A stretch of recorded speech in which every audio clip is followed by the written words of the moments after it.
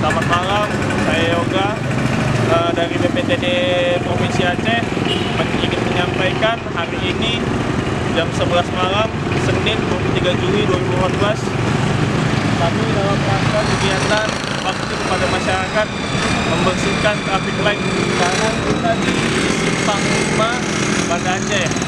Malam ini ada 5 titik yang telah dibersihkan dan akan dilanjutkan ke semalam. Terima kasih. Assalamualaikum warahmatullahi wabarakatuh.